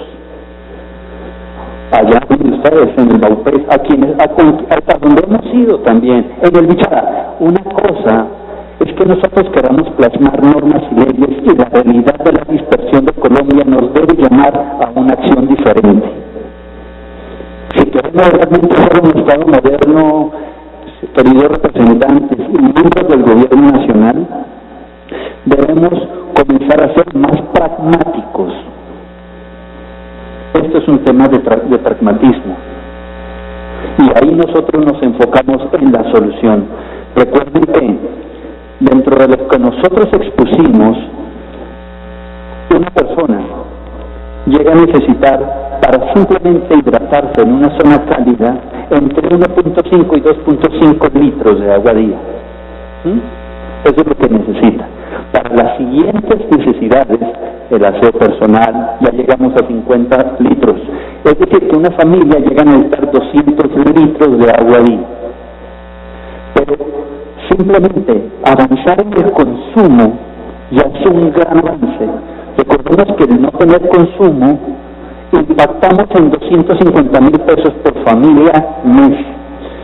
En consecuencia, cuando nosotros damos suficiente calidad y cantidad, de acuerdo con esto que acabo de exponer, de forma directa disminuimos los costos subsecuentes en salud, en las familias, en el erario nacional, en el presupuesto nacional, disminuimos esos gastos y los compensamos con la inversión social en el acceso a agua. Es decir, que casi la tabla comienza a equilibrarse. Si nosotros decimos, de acuerdo con el IDEAM y los estudios que tenemos recolectados de diferentes fuentes, que tenemos cerca de 18 millones que no toman agua pura, es decir, que si tenemos 3.8 personas por familia en Colombia, de forma estadística según el DANE, estamos diciendo que cerca de 4.5 millones de personas están teniendo problemas de acceso a tomar el agua de forma directa. Es un problema Un minuto más, por favor. Gracias, presidente. Sí, entonces yo veo regiones como el Tolima, por ejemplo. El Tolima, la mitad del departamento sufre de estrés hídrico, lo conozco muy bien. Es que cuando uno ha tenido la posibilidad, señor presidente, de conocer el país en el Pacífico colombiano, pues no se puede tener otros esquemas. Tenemos que ir más allá y adoptar, como dice, además somos un país signatario de todos los tratados internacionales de acceso a agua en las Naciones Unidas. Así que vuelvo a plantearles, ¿queremos nosotros un Estado moderno? Y la única forma es resolviendo lo básico y lo vital, el acceso a agua pura y el saneamiento básico. Bueno, eso es lo que tengo que decir. Muchas gracias. Le paso la palabra doctor Álvaro Mauricio. Muchas gracias por su intervención. Le doy la palabra al doctor Juan Manuel Flecas, delegado del Viceministerio de Aguas y Saneamiento Básico. Gracias, presidente. Para responderle a la representante Bonita, en cuanto a los impactos, digamos, lo voy a dividir en dos, como está dividido en este momento el artículo, ¿sí?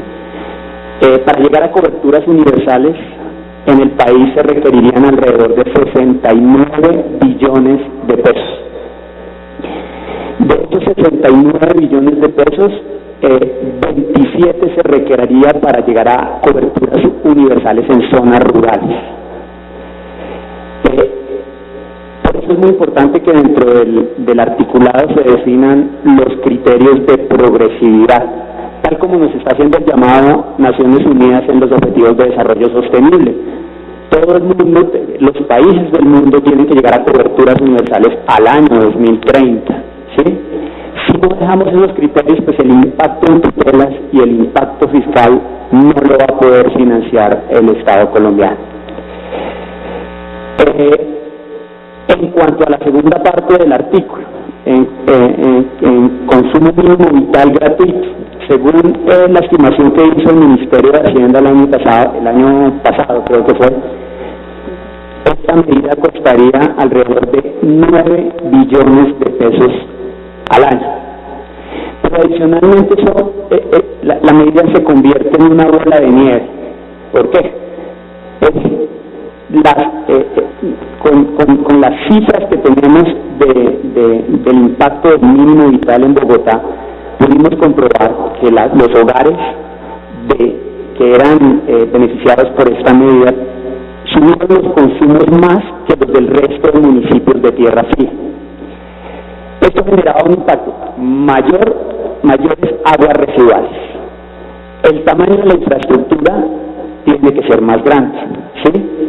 El impacto ambiental sobre las fuentes abastecedoras también era mayor. Otro punto importante que preguntaba la representante es sobre nuestros planes en zonas rurales. ¿Cómo afecta esta propuesta de acto legislativo a nuestros planes rurales? Desde 2014 nosotros formulamos una política de suministro de agua potable y saneamiento básico precisamente para las zonas rurales, es el COMPES 3810. Desde ese año venimos desarrollando la estrategia de implementación de esa política en territorio. El primer paso que nos definió el plan de acción es, oiga, vea, las zonas rurales necesitan una normatividad diferente. Sí, digamos que allá la regulación, la vigilancia, los mercados, pues definitivamente no funcionan. Allá el servicio es prestado por las organizaciones comunitarias, ¿sí?, que autogestionan sus servicios. Creo que hemos tenido varios acercamientos en todo el país con organizaciones de segundo nivel, pues con la red hemos estado en varios eventos, con muchos de ellos hemos también compartido y socializado y concertado algunas de las normatividades que hemos sacado. Esa normatividad hoy nos ha permitido definir un plan de acción para atender, por ejemplo, las zonas rurales del departamento de La Guajira, específicamente los municipios de Manaure, Maicao, Villa y Riohacha, donde se concentra la mayor parte del pueblo guayú. El ministro precisamente hace 8 días estaba lanzando la estrategia Unidos por el Agua Guajira. Ahí estamos articulados con sociedad civil, está en la mesa está UAPD, está UNICEF, está también empresas presentes en la región, está Cerrejón, está Empresa de Energía, Grupo de Energía de Bogotá, está la banca multilateral, están los municipios del departamento, y el objetivo fue, a través de estas reformas normativas y de política, poder unir, generar esa masa crítica en el departamento para generar un plan y poder todos jalar hacia el mismo lado. Nuestra meta es al 2020 poder atender 80.000 indígenas que hoy no tienen acceso al agua potable, y así estamos replicando ese ejercicio en Tumaco, en Santander de Quilichao, en Caloto, en Trujillo, en Boga, y estamos avanzando en 10 departamentos con el primer paso de esta política, que es lograr construir el diagnóstico.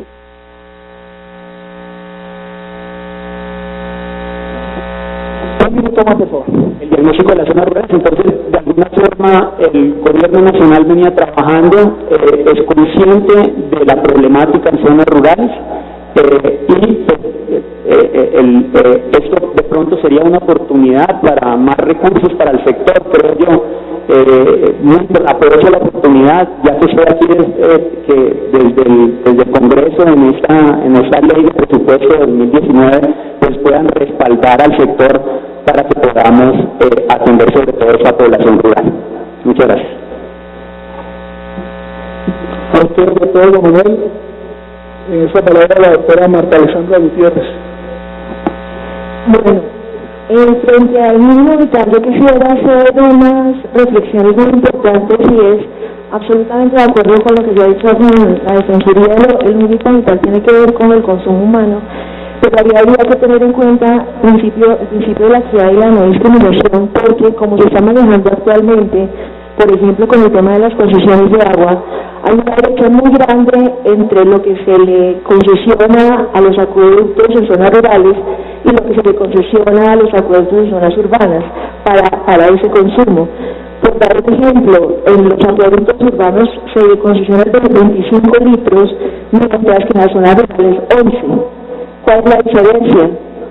Que, digamos, en términos de consumo humano. Entonces, ahí también hay que tener mucho cuidado de cómo garantizar realmente el enfoque diferencial para que no se generen esas también distancias entre lo urbano y lo rural. La otra cosa tiene que ver también con el tema, lo que más encarece es la potabilización del agua.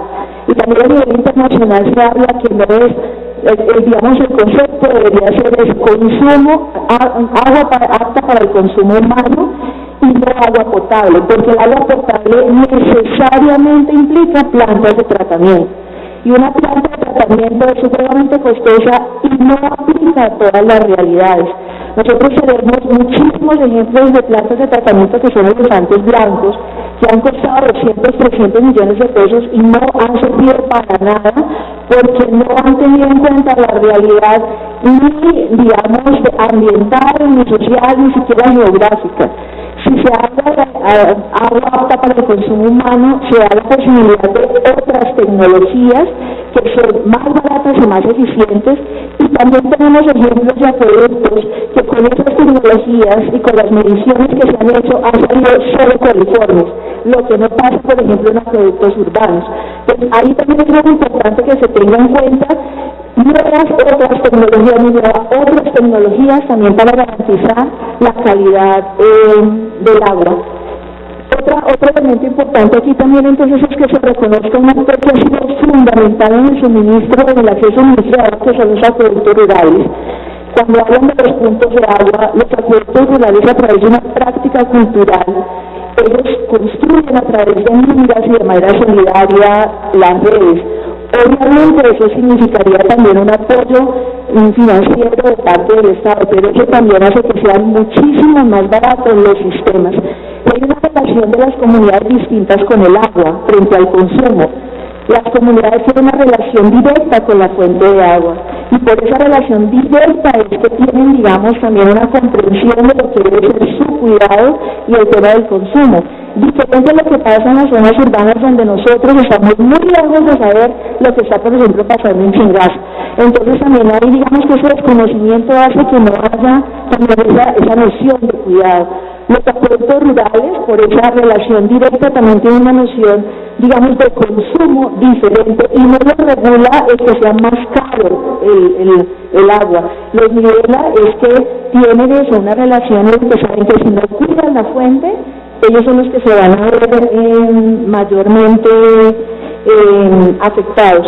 Entonces también hay ese llamado para que se reconozca este otro actor, que no solamente son los municipios y las empresas privadas, que ahí tenemos claro que vuelven desde su negocio, sino que se tenga en cuenta el fortalecimiento de los actores, los acueductos rurales, cualificándolos, fortaleciéndolos, pero respetándolos en su autonomía y en su naturaleza, y eso va a garantizar que sea mucho más eficiente y efectivo a nivel social el tema del suministro del acceso al agua, porque, vuelvo insisto, los costos son mucho menores por la misma cultura que tiene la gente en el abastecimiento de agua.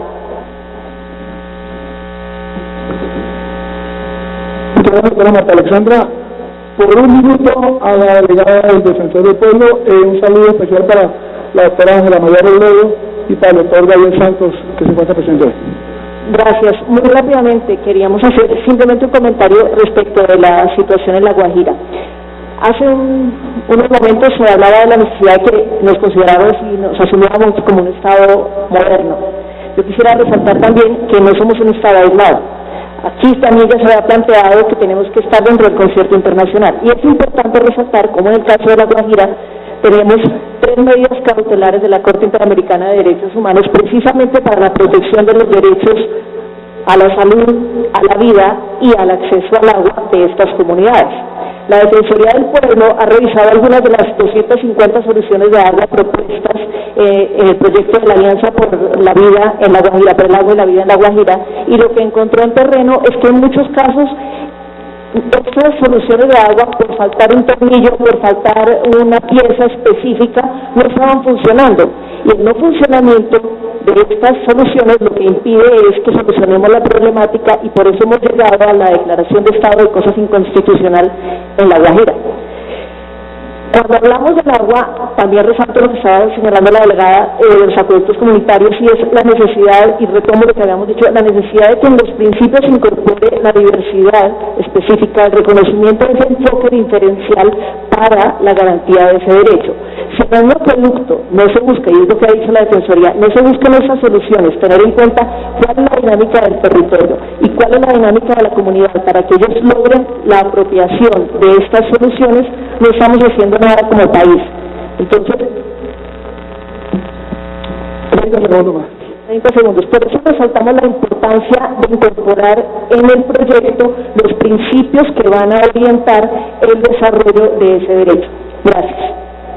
Muchas gracias a usted, doctora. De esta manera hemos concluido esta audiencia pública dentro del estudio del proyecto acto legislativo 009 de 2018. Como ponente de este proyecto, miembro del equipo ponente, hemos tomado 30 notas de cada uno de los insumos que aquí se han brindado. Agradecemos nada en llegar las ponencias por escrito para poder enriquecer el debate de este proyecto que llegará, esperamos que próxima semana radicarse esa ponencia para debatirlo precisamente en Comisión Primera. Agradecemos a todos los presentes y de esta manera concluimos la audiencia pública. Señora secretaria, citamos para el próximo martes a las 9 de la mañana. Agradecemos puntualidad. De hecho, estamos pensando en citar para el día lunes, pero en consideración con el honorable representante, vamos a para el martes, pero agradeciendo que sea puntual de inicio, 9 de la mañana, Comisión Primera. Muchas gracias. Así que, señor presidente, y se ha dado por concluida la audiencia, siendo las 11:20 de la mañana, y se ha convocado para sesión, discusión y votación de proyectos con los proyectos ya debidamente anunciados en sesión formal de la comisión para el día martes 9 de la mañana en este mismo recinto.